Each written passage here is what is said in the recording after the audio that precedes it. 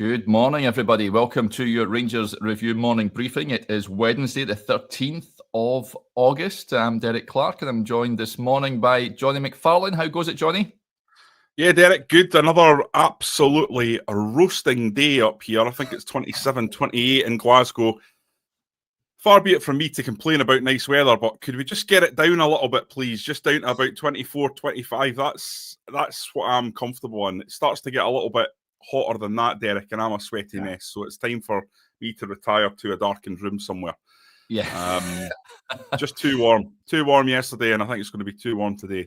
I'm already a sweaty mess. It's only 24 just now, but it's going to hit 30 down here in Warrington, which is I think there was an amber or a yellow alert for record heat down here. So there's no issue with the climate yet. Every time we come on here, we're talking about alerts of some sort, like weather alerts, wind alerts, heat alerts.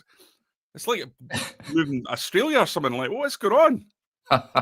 Tell you what, last week I was in the Faroes and it was pretty chilly, so take me back there. It was fantastic, wrapping up warm, hat on and everything.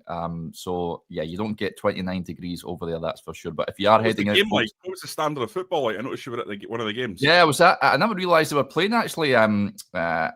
Klaksvik, who are the top side over in the Faroes, were playing a Belarusian team by the name, I think, Neman Grodno.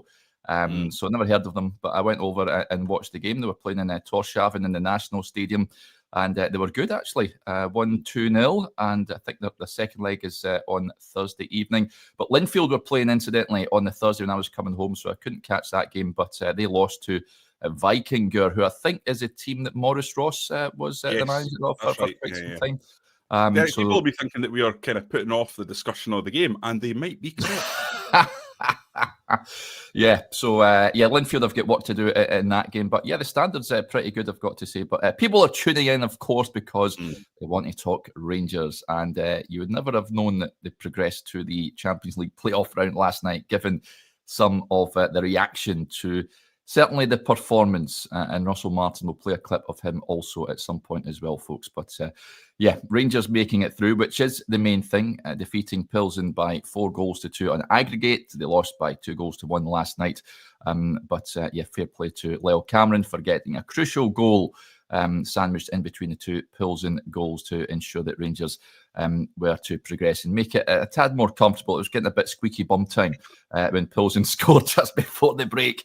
But yeah, fair play to Leo Cameron for his first Rangers goal, which settled the nerves. Now, before we get stuck right in, a quick word for our podcast sponsors, Willow's Fencing. If you're looking for a new fence, folks, then these are the guys to call. The Glasgow-based fencing company that you can trust and proud partners of the Rangers Review. They've got over 20 years of experience offering free consultations, whether it's a small-scale refurbishment or a large-scale complete fencing project. And you also get 10% off with the code Rangers Review over on their website, Willows-Fencing. Right then, Jonny, Rangers have set up that Club Brugge playoff, the first leg taking place at Ibrox this coming Tuesday. The return in Bruges a week on Wednesday for a place in the Champions League group stages. Certainly when the draw was first made that Rangers got Panathinaikos, I was thinking to myself it could be a bridge too far that round, but you've got to give Russell Martin and the team credit for negotiating two tricky hurdles. Now, Club Brugge are going to be a step up, but they made it through last night. I think that the hard work, the hard yards were done last week at Ibrox, of course, taking that 3-0 lead over to the Czech Republic. But as I touched on earlier, big questions remain about Russell Martin, the style of play, the openness of the defence, the frailty of it, the forward line. So many questions that still remain. But Jonny, what did you make of the events that unfolded last night at the Dusan Arena? Well, I think what we always like to do at the Rangers Review is provide a bit of context. I know there's anger out there, and justifiable based on the performance and based on these first 6 games. We've had one really good showing for about 70 minutes against Plzen at Ibrox. And then other than that, Rangers have been pretty poor for most of the time under Russell Martin so far. And I think last night, possibly the worst of the showings. The good news, though, is that Rangers have progressed. And I think while Plzen are clearly not a terrific team, because anyone who was I think, above average would have put Rangers out in the form that they were in, or they've been in. It's still a reasonable achievement to get to this point. And we cannot criticise a Rangers manager for winning through ties and getting through ties, because if he performed brilliantly and the team performed well and they got unlucky, there'd be a lot of criticism and a lot of people, us included, saying, look, at Rangers it's about winning and that's the end of it.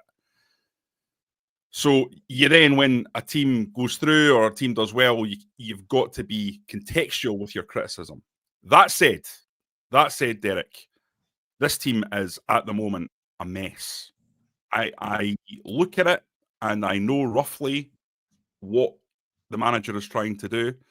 It looks like he is attempting to do a similar setup to Ange Postecoglou, with the fullbacks inverting inside to create a three-man midfield with the pivot, two guys bombing on from midfield, wide wingers and a striker, getting lots of men into the attacking third and that sort of attacking play.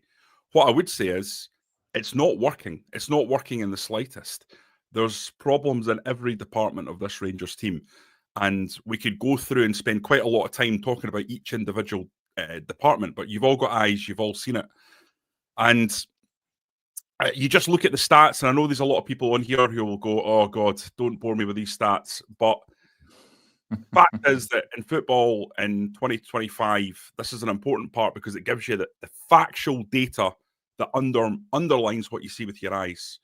So 27 shots by Plzen, 9 from Rangers. And this is the truly damning stat. 8 what the stats people regard as big chances. 8. I mean, most games you will see 2, 3, maybe 4. 8 is, I mean, Derek, that's one of the first times I've ever seen that. I mean, and that underlines what sort of a game Jack Butland had. And you've got to give him credit, because Absolutely. we've all criticised him. We all talked about his performance towards the end of the first season. We all talked about his performance last season. But I think he started this season really well. I think he's using the ball quite well a lot of the time. He's being brave. He's obviously taken on board what the manager asked him to do. I think he's the one player so far this season that is probably above criticism based on his performances. Now, some people might say, well, he's beaten by a looping header at Dundee. That wasn't too clever. Apart from that, I think he's been good, really good. And last night, a couple of outstanding saves. Yep. So well done to Jack Butland. Plzen had an expected goals of 3.31. So if that game was played 100 times, they would score between 3 and 4 goals. So you play that game 100 times, and quite often, Plzen would have been taking that to extra time. So that tells you what was happening in that match, and it wasn't good for Rangers. Russell Martin's got a hell of a lot of work to do, and the problem is we've seen absolutely nothing promising so far regarding his style of play or what he wants to do with this team. But guess what? To make it work, Rangers are going to have to go out and spend even more money. They've already spent 15 million at least. They're going to probably have to spend that again to even get close to, I think, a squad that's capable of playing this style of football. And again, this is the problem with the appointment of Russell Martin and the people that made the appointment of Russell Martin, because you look at that team last year, and I know there's been a lot of criticism of it, and I've been one of the people that has said that it wasn't good enough and it needed change. I think bringing in someone like Russell Martin, who's got a completely different style of football, you want to draw the line and move it forward in a different way. I get that. But I think what we're seeing is that some of Rangers' very, very good players aren't looking like they fit this new system.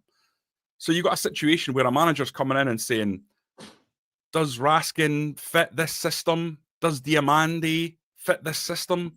Does Igaman fit this system? So all of a sudden, the size of the rebuild is just gigantic if we're to believe that the problem here is the players fitting into the system. I have to say I don't really buy it.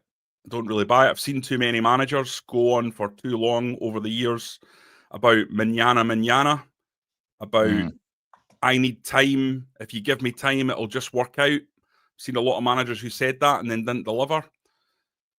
In my experience, you tend to see pretty quickly the effects of a right good coach. Pointing back to Ange Postecoglou, has a similar style of play.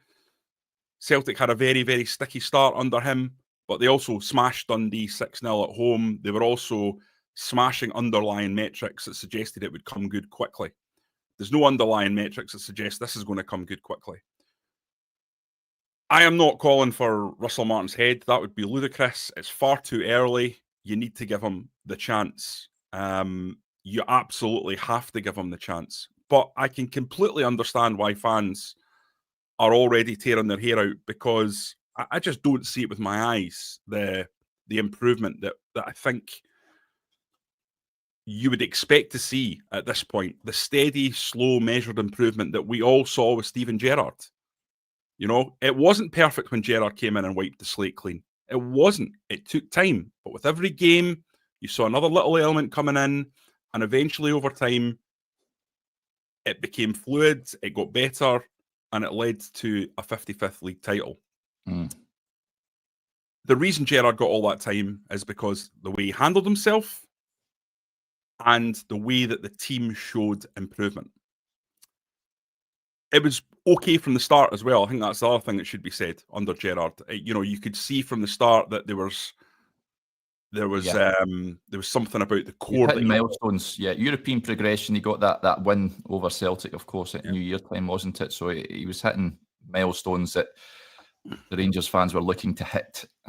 Although it's fair to say, before COVID happened, there was many thinking he could walk. If you remember the Hamilton Accies game at Ibrox, going out to Hearts in the Scottish Cup.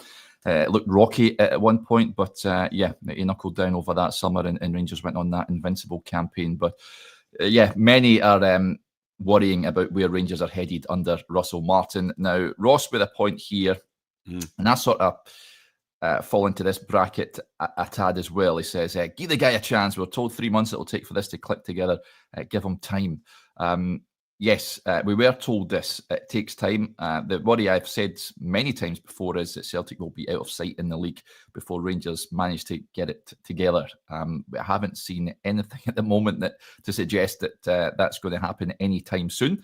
I'm fully expecting more bumps in the road. I very much hope the weekend isn't going to be one of those, because the atmosphere would be catastrophic for Russell Martin, that's for sure, if Rangers were to go out of the League Cup. But matches, I know that reversed their decision to postpone the St Mirren game. That's going to be tough. 12 o'clock kickoff down there in Paisley. The buddies are going to fancy that. Hearts and Celtic on the horizon. Livingston away on the horizon. These are massive tests, and you just don't trust this Rangers team in this form, Jonny, to go and pick up a win anywhere. Well, you're not seeing any evidence of any kind of attacking alacrity, are you? You're not. No. You don't look at them and go, "This is a guy who has built a team that can score 4 or 5 goals in a game." It's just not fluid, and you don't have to have a coaching qualification to see that, Derek. Anyone who watches football, who loves football, can watch this Rangers team and say, number one, at the moment, it's boring. That's the first thing to watch. It's boring. Yep. Really slow, painfully measured, lots of centre half possession, and number two, I just think the strikers look isolated at the moment. I think Danilo's looked isolated, Desser's looked isolated. When one comes on as a sub, when the team's tiring, it often takes a bit of a leap forward, because then you've got a little bit more space to operate in. But Danilo, I thought last night was good when he came on and linked the play well and looked sharp. But overall, I don't know what the XG would be for these players over the course of the season so far. It can't be high. No. I don't think there's been a mass of missed chances or anything like that. There just hasn't been that quality of ball for those guys to actually feed on. To me, everything comes from the structure, everything comes from the style, and until they get that right, then it's going to be a really, really difficult period. It's as simple as that. Yeah, this is an interesting point from Steve-O. He says, I honestly think the squad will be looking better under Clement, but still willing to give Martin Mullen a month to get it right. He was calling out for wingers, I think, in that Clement team, and he may very well have got on better if he had a Gassama and an Ant-Man on both flanks. That's for sure. Let's play Russell Martin. Can I just come in on that? Yeah. Obviously, Philippe Clement's done some interviews since departing. Yeah. I don't think there's any doubt that Philippe Clement had a very, very bad hand. He was dealt a really, really terrible situation, given the amount of people who left the club. If you're talking about Bisgrove going to Saudi, John Bennett departing, and basically Clement becoming the main guy for everything behind the scenes, who had to deal with everything. Hampden fiasco. And I'm not defending him because it fell apart, and the defeat to Queen's Park, as much of an anomaly as it was in terms of the actual game, with them only having one shot on target and Rangers having 30, that is completely unacceptable. But I just wonder, the money that they've spent. If you give a guy who's won 3 league titles in a better league than Scotland 20 million, would it be looking better than it is now at this moment? I think it probably would. I think that's probably fair. Russell Martin has basically ripping it up and trying to build something completely new. But most people will assess it and say neither of these guys have proven themselves yet to be a good fit to be in Rangers manager. It's extremely early to be making any judgments on Russell Martin that are fixed. I just can't buy into the idea that you would appoint someone and then by the 13th of August you're starting to think, oh, have we made the right decision here? I wouldn't ever go that far. That's I think just pressing the panic button. But we can, as commentators, say we're not seeing any improvement. We're not seeing the level of football that we thought we would be seeing. Yeah, he was always behind the 8 ball, Russell Martin, of course, given that he wasn't a popular appointment when he was made Rangers head coach. So he'll know this already. But yeah, the atmosphere, a lot of fans turning already at this early stage. This is what he had to say, incidentally, after the game last night. I'm disappointed how many chances we gave up. And I think so much of it comes from just being so loose with the ball. So playing a team who have nothing to lose, really commit so many numbers, 4 on the top line, heavy press, play through the press a lot in the first half, get to their final third a lot and just turn the ball over. Goes off the pitch, gets tackled. And I said to the attacking guys, like it's not fair at that point where the guys are taking the ball under big pressure, Jack, and he's finding you. And then it's not fair that you just turn it over as cheaply as you do. So I don't mind you losing the ball if you're so aggressive, 1v1, taking someone on. But the lack of care on the ball was too much. And then we improved. And we conceded a goal. And then we improved after the break and we scored. And then the level of intensity dropped. It was almost like, okay, job's done, we can relax. And you can never relax playing against anyone, especially for this football club. So I think it's good learning, really good learning. And then the way we saw the game out for the last 7 or 8 minutes, because Kieran took the ball, Nadeem took the ball, Danilo took the ball. Danilo was fantastic when he come on. They actually started looking after trouble with the ball, and that's how it should look. That's how you see a game out, not defending in the opposition half with the ball. So loads to improve. There you go, loads to improve. Asking the forward players to take more care with the ball, Jonny. I think that my issue with it, and you mentioned at the top of the show about Rangers having top players that look lost in this system. Perhaps they're just taking on a bit too much information at this point in time. If you remember when Clement took over, he said he just changed it wasn't giving them too much information at that point because he wanted to keep things simple. Perhaps it's just an overload of information in these players' heads because they do look, certainly middle to front, it's non-existent at this moment in time at times. It looks like they're second-guessing themselves on the pitch. Yeah. In that way when you learn to drive, you're being asked to do things without really knowing how to manipulate the car. Yeah. So you're being told mirror signal maneuver, change gear, and it takes all your energy just to change the gear into the right position and keep the car running in your first 1 or 2 lessons. And it feels like I can't do all this multitasking at the same time. So it's a bit like that. The players just look like they're trying to work out where they should be in any given phase of play. Right, okay, where am I to be now? And they're not concentrating quite on the game the way they should be because they're trying to process all that. So it could be that, and it could be that after a few more weeks and a few more months on the training pitch, all that starts to come into play. I completely accept that. However, I've never seen that I've not really seen that in my 40 years covering Rangers, watching Rangers. Sorry, I've not seen a manager that is having a really, really bad spell, and then time on the coaching field, eventually it all clicks into place. I think there's obviously going to be a level of improvement, but it needs to come from a reasonable base. I think the problem is at the moment it just doesn't seem like there's a base level there, does there? I mean, that's the issue here. You just don't know what Rangers you're going to get. Are you going to get the really low base Rangers that we saw last night, or the one that we saw at Ibrox against Plzen, which for 70 minutes was actually really impressive? We came on here and we were incredibly upbeat because it did look like it was all clicking into place. It's a really difficult period for Russell Martin, and he's going to be under a fair bit of scrutiny. I think that's certain. There's no easy games in this league anymore. A combination of plastic pitches, physicality, and some of the sides. You mentioned Livy. You look at Dundee United, a big, physical, robust team. Motherwell, we saw already, are playing excellent football. No fixture is a gimme.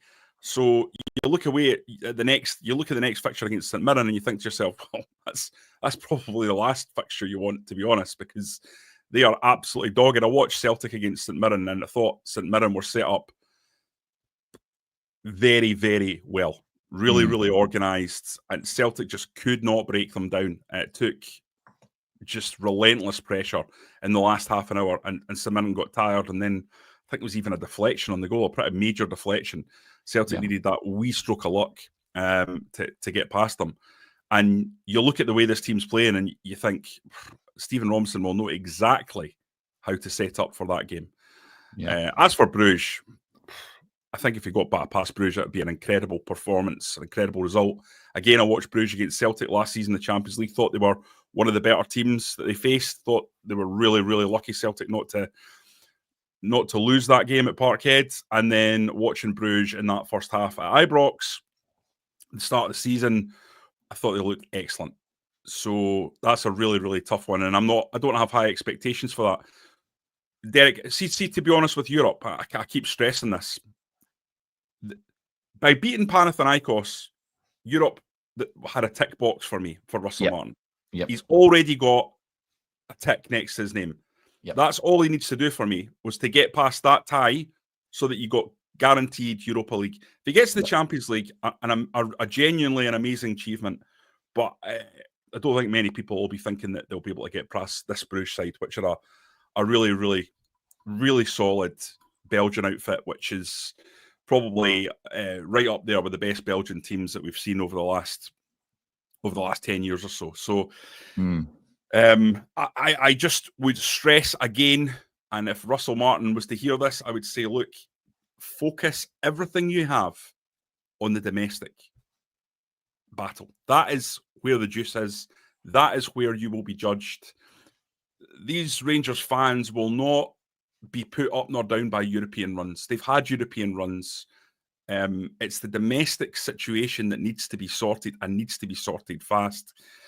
I know there'll be the statement that, look, this is Rangers, every single game's important. You have to go for every single game.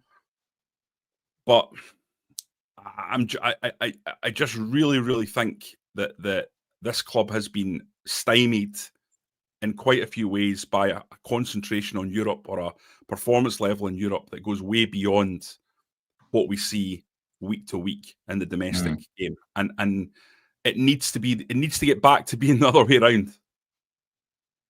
It does. Let's get to some of the points that are coming in, because many of you are raising some good questions. Bruno Sparkus says, Derek and Jonny, why do you think Russell Martin's not playing a system to suit the squad to get results and then over time implicate his style? Surely getting wins and the fans on his side first would be priority. Well, you'd think so, yes, but he's someone, and this is why Rangers went down this route. If you remember when he was unveiled, Kevin Thelwell saying that, well, I was going to say Patrick Stewart as well, saying they're looking to change the culture at the club, looking someone that is a philosophy driven guy, and Russell Martin certainly fit the bill after their rigorous interview process, certainly by their reckoning that he was a man to lead Rangers.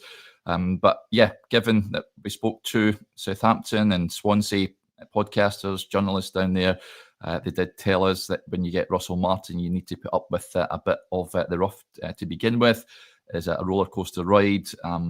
Things like he doesn't know how to organise a defence. You'd be susceptible to set pieces. Things like this. He struggles against low blocks. We all expected this, but I know. But you said the word roller coaster, and I think apart from the Plzen game, which was obviously a high, where have the highs on that roller coaster been? Well, I mean, in terms of performance, yeah. I know, and it's a fair question that's been posed at this point in time. If we could see little snippets of, okay, this is what's happening. The defence, you sorted the defence out, which is paramount. If you're coming into a new club, was it Graham Souness that said that you build out a successful team from the back, or Walter always had robust defences. If you don't know how to organise a defence, you're not going to last long as a Rangers manager. And the stats you mentioned there, Jonny, earlier on, certainly are not encouraging with regards to conceding attempts on goal. That can't continue, that's for sure. More like a ghost train, yeah. Certainly is at this point. Well, I was told it'd be almost insufferable to watch the first few months, and fans will be looking to rip out their own teeth. I think the Swansea podcast we had on said that, and it's certainly not been different to what they told us it was going to be. Now, in terms of personnel, we touched on the sort of middle to front. The forward line, Jonny, one of the big issues Rangers have at this point in time is having a striker that can hold the ball up and get goals. Cyril Dessers removed last night after picking up an injury. Now, Russell Martin did say it looks a nasty one. He's in a brace. We'll have to wait and see over the next couple of days and have a scan and see. We'll keep our fingers crossed. It's not too bad for the big man. Danilo came on. Russell Martin said, as we heard, said he was fantastic. Thought he looked bright enough. I still have my doubts whether he is the long-term answer for Rangers. Certainly not on a consistent basis to lead the line. Rangers need to go out and bring someone in. Now, I know that Martin said that Hamza Egeman should be available for the weekend. I would be surprised to see him at a Rangers player after the window still, Jonny. So I think Rangers really need to go out as a priority and try and bring in a number 9.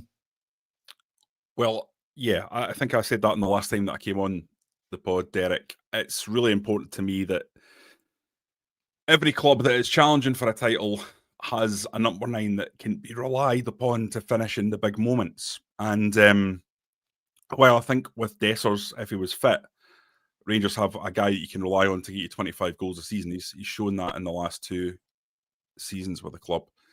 I wouldn't say he's a guy that you would want to hang your hat on if he was one-on-one with a goalie. We've seen it time and time again. We know that's a kind of weak point. It's when he's got time and space to think about it, that's when Dessers is kind of less good. He's more instinctive. Yeah. I see things in Danilo's game that I think are good, but he just never quite convinces. He's a link man. He's a link man, isn't he? He's not the main target man, really. I think Michael Beale's idea was to play Danilo and Dessers together as a front two. Yeah. That was what he was looking to do when he brought the two of them in.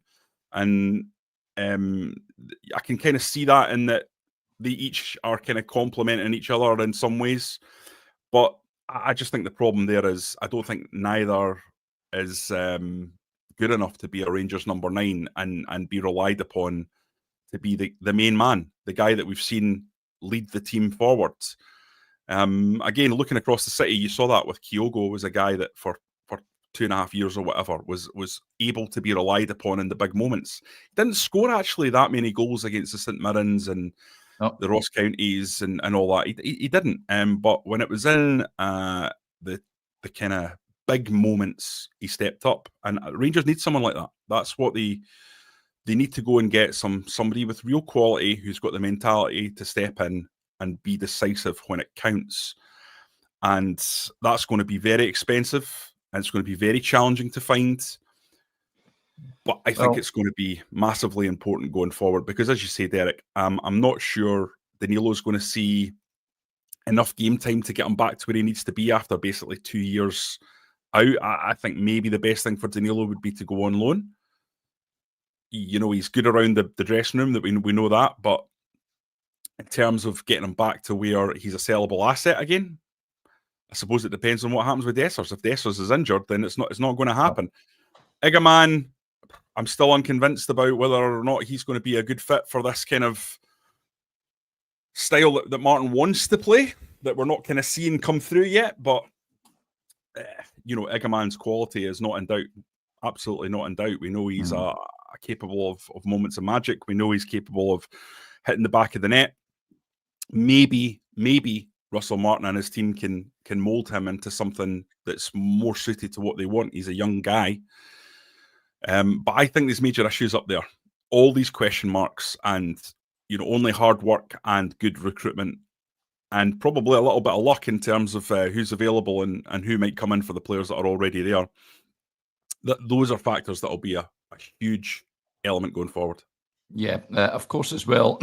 Tello Asgard is still to come back. We're expecting him at the weekend. Ditto Mikey Moore, who has that international clearance at last. Hopefully they can get game time at the weekend and they can provide more creativity, certainly in that final third, because there's been very little of it up to this point. Other than that, there was a point that came in just on the defence. David Proven says, get Willow's fencing to set up a fence in our defence, please. Left back's a problem, Jonny. Big slip from Jeffrey for the opening goal. Never had a decent... Well, he was poor last night, let's be honest. Defensively, suspect, and that sort of diagonal over the top. It's not the first time he's been caught by that. Now, he's been subject of palm interest from his homeland. I think if Rangers can move him on, get a bit of a profit in, that might be the right route to go down. My only concern with that is it leaves him a bit short at left back. I don't want to see Max Aarons there again, really. Redvan, we know, is out of favour. Robbie Fraser's well out the picture. So they need to bring someone in left back. Now, I'm not too sure if Nobel Mendy could be that answer. I think he's more predominantly a left centre back, but that's another key area that Rangers need to look to strengthen. Absolutely. Listen, I'm going to cause controversy with what I'm about to say. I'm well aware of it. It's not to be controversial. It's just because it's what I believe. I actually think there's a player there with Jeffrey, but I think people forget he's 21. If you look at him, powerful, quick, skillful, I think he can be a real asset for Rangers. And I think the fact that we're talking about €5 or €6 million transfer when he was brought in for 500,000 tells you that there are teams that see his performances and his qualities the same way as I do. Chelsea have been sniffing about him. There are a lot of clubs that have been actually sniffing about him and looking at him. I think part of the problem is last season he was the number one left back at 20, right? He's 21 now, and to me, he should be a guy who comes in for certain games. He should be a guy that you're playing when you're dominating the ball. I think he's ideally suited for games against teams that come to Ibrox and sit in the low block. Jeffrey, to me, is the left back you probably want to play in those games. And maybe alongside someone who is a bit more experienced, a bit more solid, who can move into the inverted role in a way that fits more with what Martin's trying to do, alongside him at left back and take a bit of the pressure off. I think because he's a foreign player and he's come to the club, people forget his age. He is still learning his trade. He's still learning his trade at this level. And I think, of course, if you get an offer of €5 or €6 million, then based on his performances, I think you would take that. But what I'm saying is, I don't think Jeffrey's a lost cause. I don't think he's useless as many people do think if you look at social media. I think he's got real good qualities, and there is backup to that point with the interest that there is in him. And it's because of his skill set. It's because of the things that he's good at. He ticks a lot of boxes for clubs. But again, it comes back to in our era of Rangers, Derek, when we were young men, there was a core of players that controlled the dressing room, that understood the club and understood the league, and they dragged everyone else along with them. Rangers haven't had that since the Gerrard era. And until they have it, then young, talented players will continue to be thrown into the lion's den almost and be fed to the wolves because they don't have those guys, I think, alongside them that can pull them through. So I would defend them whilst admitting that last night and often he is found defensively culpable. It was poor positioning last night. I think I watched the goal back about 10 times, Derek, and I was freeze framing it and looking at the positioning. And ultimately, I think Jeffrey's in an okay position right at the very start when the ball's played, but he just switches off and the guy's quick. And then it's a very poor challenge and he falls over. And then he doesn't get up and get back in, which displays a... there was a lack of... let's just say there was a lack of passion to get up and get back once he'd fallen over and try and rectify his mistake. And it almost looked like he was looking to blame someone else. He sort of had his hands up after the goal. It was his fault, in my view. But I think that defence has bigger problems than just Jeffy. It's had problems with Max Aarons. It now has problems with Jeffy. I think he's a talented young player who needs a bit more support. The defence is a major problem for me. I touched on there, Nobel Mendy looks to be on his way, but he's just a young lad, 20 years of age, not really played much games. It's a big ask just chucking him in there. Then you've got the issue of Emmanuel Fernandez, who we haven't even seen yet, despite a large transfer fee being paid for his services. Surely we see him at the weekend. For me, it's calling out for an experienced head to come in now. I know that Rangers and the Connor Cody deal never quite happened now at Wrexham. They need someone like that, though. When you mentioned the dressing room there, Jonny, there's not enough of that kind of character in there. Of course, Leon Balogun left in the summer. They need someone like that in there for me. Yeah, I mean, Leon Balogun, I think, would have been playing in this team. I did question that deal at the time. I know he's getting on, but he's a stabilising force in the dressing room and on the pitch quite a lot. So, the fact that the Connor Cody deal looked like it was close and then fell through and he ended up at Wrexham, what's the next plan? We always understood that Connor Cody was a target, was someone Rangers were looking at. Wrexham are obviously a very rich club who are able to step in these situations and perhaps are able to offer the kind of financial package, the length of financial package that kind of ends these conversations. I don't know. I think there was issues with Connor Cody in terms of mostly a history of playing in a team that was more defensive in outlook. Can he push up and play the high line? Does he have the pace to recover when he's caught out with a ball over the top, for example? Yeah. But if you're trying to find a defender that's got all that experience that Connor Cody has, 10 England caps and has pace, have you got 70 million quid? You need to be an elite defender to play this style, Jonny, with the defence as it is at the moment. So, as I touched on earlier, I think that there's going to be more pain on the way. It certainly looks that way, unless something magical happens and Rangers suddenly become looking like Brazil 1970. But I don't think it's going to happen at this point. There's a lot of work to do. But you take the small wins when you can, and certainly last night was a small win. But you certainly feel like a beating of some distinction is just around the corner, Jonny. Derek, one of the things I would just pick up with you just while we're talking about the defence, I do think it's a little bit odd that Clinton Nsiala has been bombed out to the level that he has. Many have said that, yeah. You're talking about a guy who is naturally left-sided, got a bit of pace, and has proven to be really good with the ball. I don't know, perhaps he's not settled in Scotland. Maybe Russell Martin's taking a look at him and just thinks, nah, he's not for me. Don't like the cut of his jib. Maybe there's some sort of personality thing there. I genuinely don't know, Derek. I find that I look at this team and I think, could he not be like the 5th choice or the 4th choice centre back? Someone that gives you an option, because we're talking about Rangers becoming a team that brings through younger players and gives them the opportunity to shine.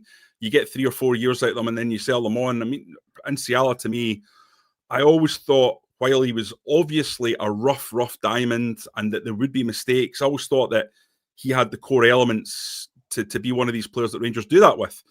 And I just think Suter, you're not going to get the best out of John Suter by playing him as left-sided centre-back. We've seen that time and time again. He looks a bit uncomfortable there, where I think right-sided centre-back, he's a step up in terms of his quality levels. I get that Giga is more naturally suited there, so they're almost like kind of squeezing Suter in. But it did not look in any way comfortable last night. And by the way, there was a couple of moments when John Suter gave the ball away. I don't really blame the player for that. That's what the manager's asking him to do. Exactly. He said himself, the manager, I'm asking John to delay making the pass till the final moment to then release the ball. And he was doing it. Was one of the earlier games. He said he was doing it very, very well. And in the run up to, I think, was it the second goal? John Suter had his pocket picked. It was either the second goal or one of the great saves. I think it was actually the great save that Butland made when he dived down to his right and tipped the ball up over the bar, even though it was a loose shot. Suter sort of pushed out and then made a pass right at the last minute, but it was intercepted and the ball was kind of knocked past him. But that to me is just him implementing what the manager's asking him to do. I don't even think Russell Martin would be picking him up on that. Because you're going to have these moments if you're asking the defenders to do that. But overall, it doesn't look comfortable. Tavernier doesn't look comfortable. Max Aarons didn't look comfortable. Giga, nobody does. Cameron looked all right, but nobody really looks comfortable, Johnny. But again, it's this. Again, they're still learning. We're still in the embryonic stage of this. Learning the system. And Jack Butland's the only one that's performed so far this season. I think above a 6 out of 10. I would give Jack Butland maybe 8 so far. Giga maybe 6, and then other than that, Max Aarons certainly wouldn't pass the muster. Lyle Cameron, you would maybe give a 6. Rothwell's been all right, but I was actually pleased last night that Raskin got the nod at number 6. I just think he's a far better player than Joe Rothwell. No issue with Joe Rothwell playing in the game. You can play him up maybe as an 8, perhaps, but you play Nico Raskin in his favoured position and you build a team around him. He's a Belgian international for a reason, keeping out really expensive players of a squad that is packed full of high quality elite talent. Raskin's numbers in the Europa League last year indicated a player of real promise. I think we've all seen that he can do multiple things. I prefer him as a number 6. I know, having listened to Barry Ferguson and Billy Dawson, that they thought he could do more than that. They thought he could have more impact on the game, and he started to score goals, didn't he, when they pushed him a bit forward. But I still think his best position is number 6, and Nico Raskin is the best player Rangers have.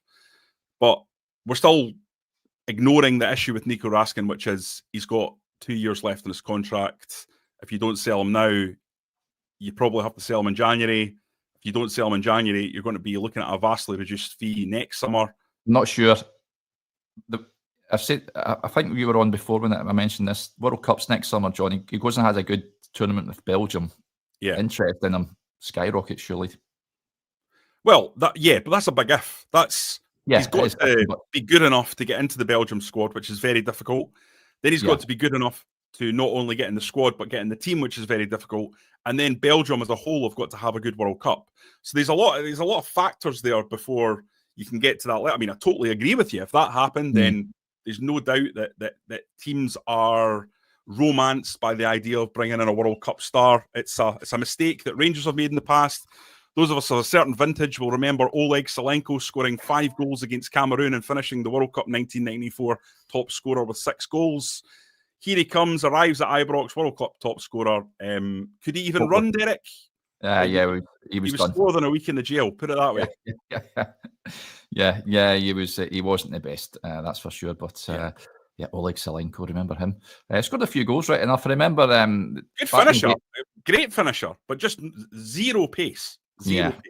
Back in the day, I remember when player swap deals were a thing, and Rangers managed to get rid of him and brought in Peter Van Vossen. And he was also a top player, incidentally.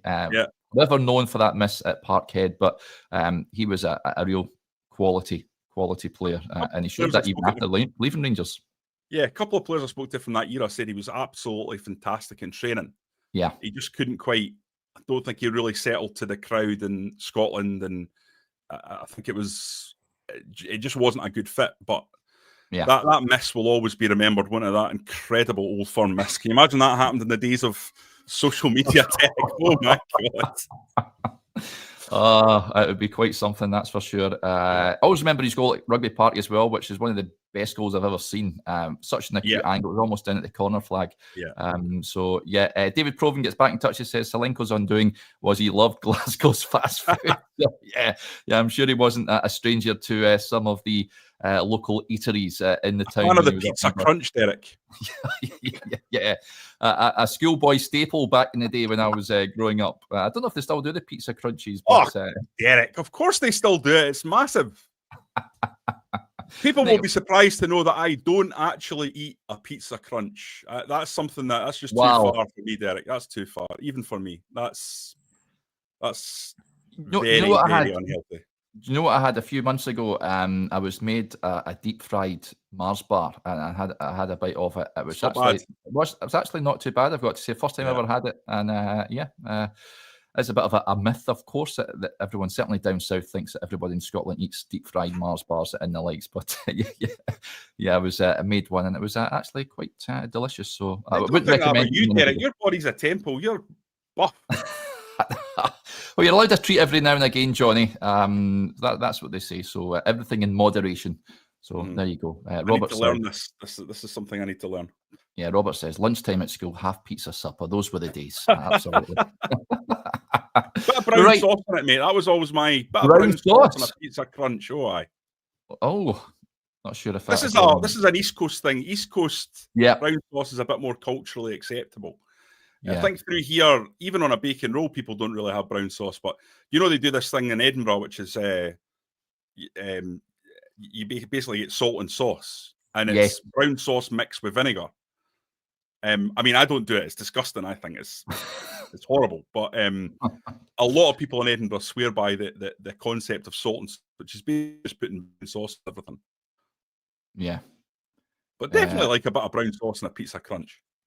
Who doesn't want to put brown sauce on their pizza, Derek? Come on. See, brown sauce wasn't it was between brown and tomato when you're growing up. When I was young, and tomato always reigned supreme. Brown was just a bit too tangy, but I might give it a go. Next time I'm up, I'll go into a pizza crunch. We'll film it. We'll do a Rangers review special. We'll go into a chippy and get a pizza crunch and stick brown sauce on it. And see how we go. But we'll wrap up there for now. In fact, William raises a point. I can't believe this. I think he might be on the wind up, but he says, "What's a pizza crunch?" William, we're not having that. Come on. Yeah, we're not having that. We're not biting. We're not biting. Yeah. Right, that'll do us there. We're delving into another show topic. We could talk for about an hour on cuisine growing up, but we'll wrap up there for now. It's been a bumper show as it is. A big thank you to Johnny and to each and every one of you in the chat for your interaction today. Before we go, in fact, before I forget, there's a brilliant charity night taking place that was going to give a mention. We'll whack up the flyer here.